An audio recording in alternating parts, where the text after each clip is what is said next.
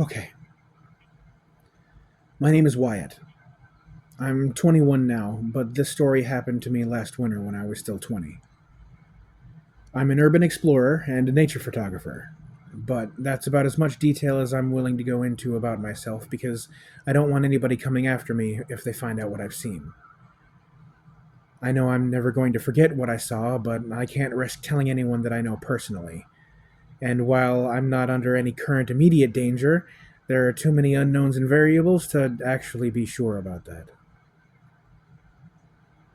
So, back in early December of last year, I was looking through Instagram and saw some shots from an abandoned factory. This place was so perfect. It was rusting and old, but it still kept that same structure and shape as when it was still in use. Some of the pictures really were breathtaking. I mean, mountain views through decrepit old windows and stuff like that. I screenshotted and reverse image searched one of the pictures and found a place in Germany, though I couldn't find a name for the factory that had been posted. I kept seeing that the town that it was in was called Westjen, and after looking it up on Google Earth, I saw that it was a mountainous region in northern Germany. As I was swiping through the images, I saw an article that claimed the factory that was posted was going to be demolished in April of next year, meaning that it would be gone in just a few months. I was feeling impulsive and excited, so without thinking, I Googled flights to Berlin. Looking back, I wish my phone would have died at that very moment so that it could stop me from looking at those flights. I would do anything to go back and close that tab. However, I found one flight leaving from my airport that Wednesday, and it was only $600. I was just about to buy the tickets when I remembered that my friend, Bryce, not his real name, was looking for somewhere to go that winter break as well. So I called him up and told him that there were tickets to Berlin for 600, and while I wish he would have talked me out of it, he was instead all over the idea. Later that afternoon, we both bought our tickets and planned to leave on Wednesday. Adrian, also not his real name, was also coming with us, but was going to leave early on Saturday to go see his family in Poland. Me and Bryce made plans to go to Weston on Sunday and look around for a few hours. So, when Sunday came, I packed up all my stuff: camera lenses, SD cards, respirator, flashlights, clothes, and met up with Bryce and Adrian. We took an Uber to the airport and quickly boarded the plane, and honestly, I don't remember most of the flight. I think I slept through most of it, but finally we arrived in Berlin. Honestly, for the next few days, it was just a normal vacation. Nothing but sightseeing and doing normal, basic tourist things. On Saturday, we said our goodbyes to Adrian, and he left for Poland. That night, I made sure to get all my stuff ready for the next morning. We had a 2 hour car ride from Berlin to Westjen, and I was hoping we could get there from around 2 in the afternoon to explore until about 8 in the evening. Playing it back in my head, I remember every little detail of that day. I remember the sound of my alarm. I remember the excitement of waking up that morning, the feeling of seeing all of my stuff packed away neatly on the floor next to my bed. We got up and had breakfast in the hotel lobby before walking to the car rental place, and we picked out an old blue Chevy from the lot. The guy gave us the keys, and I got to spend the next few hours driving through the green rolling hills of Germany until we finally got there. I remember feeling nothing but excitement when we finally got into the town, and I remember just driving and looking around for a while and taking in the sights until we finally saw it there, clear as day, that abandoned factory I had found on Instagram. It sat at the bottom of a tall hill in the middle of a bright green field. The mountains were in the distance, east, opposite the factory. I started looking on Google Maps for a good place to park in order for us to walk there, and there was a large parking lot next to a self-storage place that was only about a quarter mile from the factory. I pulled into one of the spots and looked around for any people. Should be good, I grinned at Bryce as we got out of the car. I grabbed my camera bag and my flashlight and my respirator out of the back seat and put it all on. For those of you that don't know, a lot of old buildings like this were built with toxic materials like asbestos, so it's safer for us to just not even risk it and wear the respirator the entire time.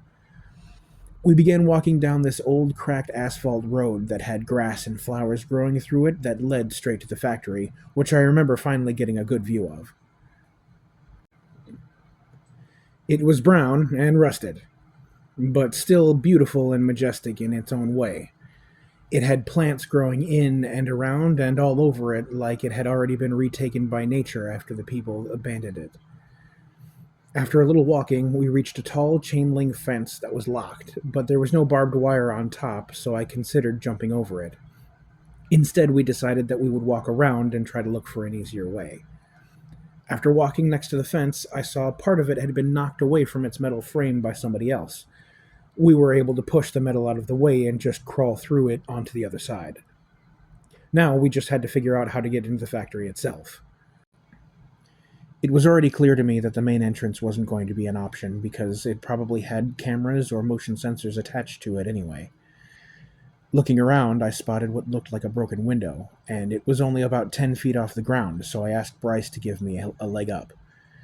He hoisted me up and I grabbed onto the sill and pulled myself up and through the window while brushing the broken glass aside as I did so. I pulled Bryce up through the window and we both jumped down onto the ground inside the factory. And when I say this thing was massive, I mean it was massive. Like probably the biggest single room I've ever seen in my life. It had so many levels and catwalks and bridges. This place was a gold mine for photos. I immediately got out my camera and put on my 1635 and my best flash. I also put on a new SD card just in case. We walked around the ground floor for a little bit, mostly just looking up at the ceiling. I took one picture of all these catwalks and bridges that were leading up to a crack in the ceiling that was letting sunlight through. We went up one of the staircases onto the second level, and there were a ton of generators and turbines all over the place, all with this thick layer of dust and rubble covering them. I took some pictures of this floor, but we quickly moved on to the next one. It was more of the same stuff, but it was all beautiful. It was breathtaking. I walked to the edge of the floor that we were on and overlooked a small balcony-like platform. Immediately, I felt dizzy as I looked all the way down to the ground level and saw the floor. I'm used to that kind of stuff usually, but I just didn't realize how high up we were at the time. We climbed up the stairs to the next floor when Bryce stopped and told me to look out the window at the mountains. That was the shot from Instagram that I wanted. We had found it. I adjusted my settings, I set up my tripod, and I snapped the shot. I checked over them just to make sure it was good, because that was pretty much the whole reason that we came here. I should say, though, even though I'm explaining this all very quickly, we did spend quite a long time wandering around this place and looking at every detail. We eventually got to some sort of control room. It must have had hundreds of different switches and buttons, all labeled with German words that I couldn't read or seemingly random numbers. It was made clear from a thick layer of dust that this stuff hadn't been used in decades, probably. That being said, and I know I shouldn't have done this, but I took a small silver key from the control room as a souvenir. We left the control room and saw a ladder that went up at least 2 stories. It led straight up onto the roof of the factory. I hesitantly decided to climb up it, and Bryce said that he would do the same if I did it first. The ladder wobbled from side to side as I hesitantly climbed up the steel bars. Finally, I grabbed onto the roof and pulled myself up onto it. "You'll be fine if you go slow," I yelled down at him. Soon he joined me up on the roof, and we looked down at the rest of the world. It was just endless, rolling green hills leading to the snow-capped mountains. I turned around and looked behind us, and I realized that the hill behind us was taller than the factory itself. If we could get to that hill before sunset, the picture would be unbelievable. I really wish I had just abandoned this idea, but instead we rushed back down the ladder and all the staircases to the ground level, where we quickly leapt out the window and crawled through the fence. We walked across the grassy green fields and slowly walked up that tall green hill. I won't lie, it was tiring walking all the way up that hill. Racing the sunset, basically. When we finally got there, it was totally worth it. The factory, the mountains, the sunset, all mashed together in this beautiful vista. I took out my tripod again and I lined up the composition. When I finally snapped the shot, I took 9 or 10 of the exact same picture just to make sure I got it. It was incredible, but if I could, I would go back in time and leave that hill immediately. Unfortunately, though, Bryce looked behind us and pointed out another abandoned building. It was smaller and made out of brick rather than the steel of the main facility. He was hesitant to go down there and check it out because it was getting late, but I assured him we would be just fine with our flashlights and that we wouldn't be too long. We walked back down the other side of the hill and over to the dilapidated brick building. By the time we got there, it was getting pretty dark already, but we had flashlights and backups that worked just fine. The only weird thing was that when we walked up to it, the gate was unlocked, like they weren't even trying to keep people out. I guess it was pretty hard to find, but still. We walked straight through the gate, and I was trying to keep scanning the area for motion sensors or alarms, but there was nothing. The same exact thing when we got to the front door. No lock, no bar, no nothing. We moved open the metal door, but it was heavy, hard for either of us to move. We entered the building and it was dark. Super dark, like more than your normal kind of darkness. I immediately had to turn on one of my flashlights to even be able to see 2 feet in front of me. The building looked more of the same catwalks and machines, and overall the same vibe as the larger warehouse, but there was a large circular door directly in front of us. It looked more like the entrance to the vault of a bank than any normal door that you would ever find, though. At this point, I was stunned that we hadn't seen a single alarm or motion sensor or camera the entire time we were here. We were both immediately drawn to the vault door, and I put my hand on it in awe.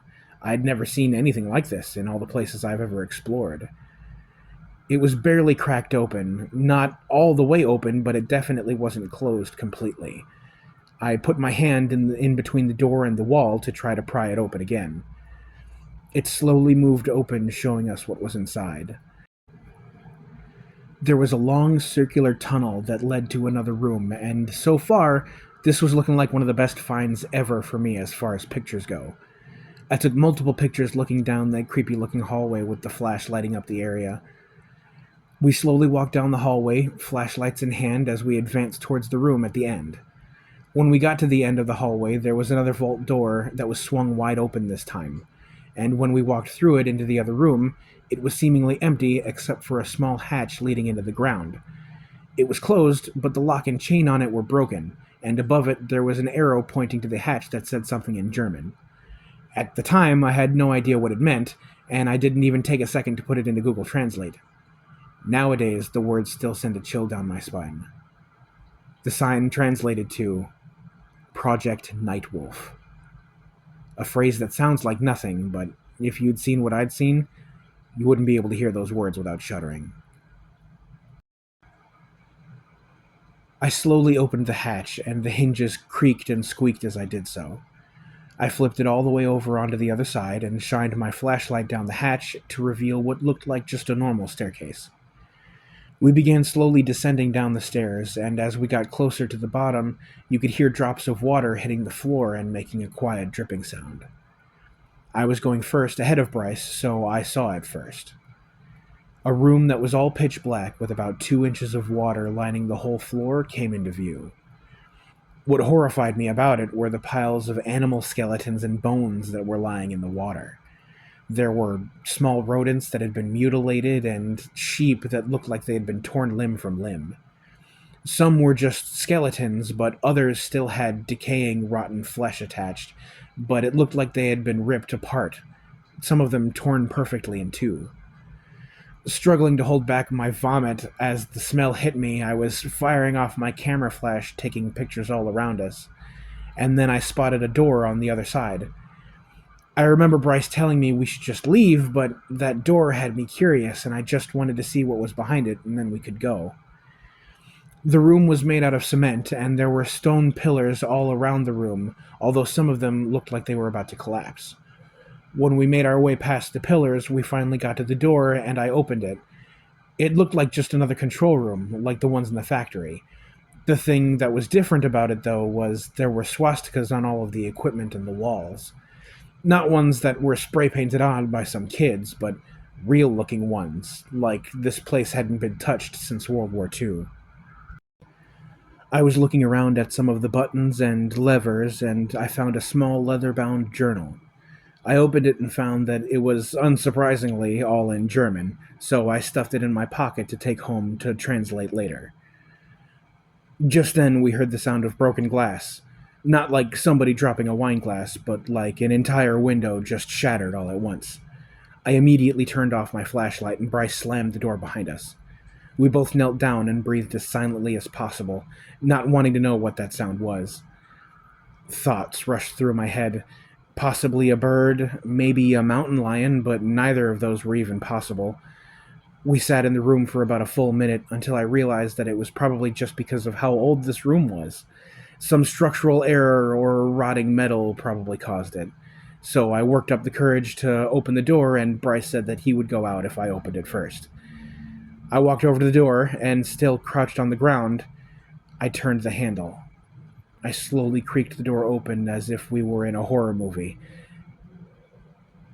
And we may as well have been. Because almost as if on cue, my flashlight died. I was too committed at this point to go back, so I did the only thing I could think of.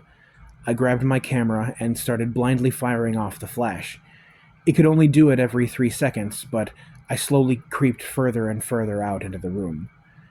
And that's when, in between the darkness and the flash of my camera, I saw it. It looked like a shadow crouched on the ground, but 10 feet away from me was this oily black, skeleton-like creature. It slowly stood as we approached, making cracking and crunching sounds as it did so, its limbs snapping back and forth as if they were breaking as it moved. When it finally got all the way up, I saw its mangled set of razor-sharp teeth lining a huge gash in its face. It was at least 9 feet tall, with its head almost touching the ceiling. It was holding the body of a small fox in its lanky, disgusting arms, and when it noticed us, it ripped the fox in two as it let out a horrifying, ear-piercing screech. The last of my flashes stopped firing as I looked down at my camera to see the message, SD card full. I quickly grabbed the one in my pocket and fumbled to switch them out, but when I fired the flash again, the creature was gone. I didn't even have time to wonder if I had imagined it before I was grabbed by the throat. Its hand felt wet and sharp as it pulled me towards it. Bryce immediately ran for the door, and I don't blame him at all.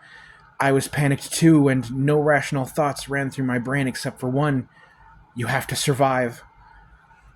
As I was brought closer to its face, I fumbled in my pocket for my knife, and I jammed it into the creature's neck. It dropped me and let out a horrifying scream. My camera smashed on the floor, and I felt Bryce grab my arm to pull me up. We bolted for the door and slammed it behind us. We could still hear it screaming and screeching as we ran up the stairs. When we got up the stairs and above the hatch in the floor, I tied the chain around the lock, hoping to give us at least a little bit more time. After that, we just sprinted back to our car. It was pitch black at that point, so when we got to the car, we just sped off and didn't look back for a second. It was a very quiet car ride back to the airport. We got on an earlier flight back home and left that night, and we didn't talk about what happened until we got back home. I didn't leave my room for the rest of that winter break. If it weren't for the journal and the pictures, I would have thought that we dreamt it. But no, the pictures showed the disgusting creature exactly how I remember it. I'm actually glad I switched out the SD cards, or I would have no pictures of it at all. I won't post any of them here, mainly because I don't want people finding this place and making the same mistake I did. But I will post a section from the journal that I was able to translate. Most of the journal is ineligible, but I could make out this small section. Quote, "Our tests have not been getting better. It has become even more violent, no longer eating the rabbits, but just tearing them apart. Nobody here wants to get into that cage with it anymore because of the fact that it seems to find joy in destroying the animals. Also the screaming. I will not forget the screaming until the day I die." March 24th, 1942. End quote.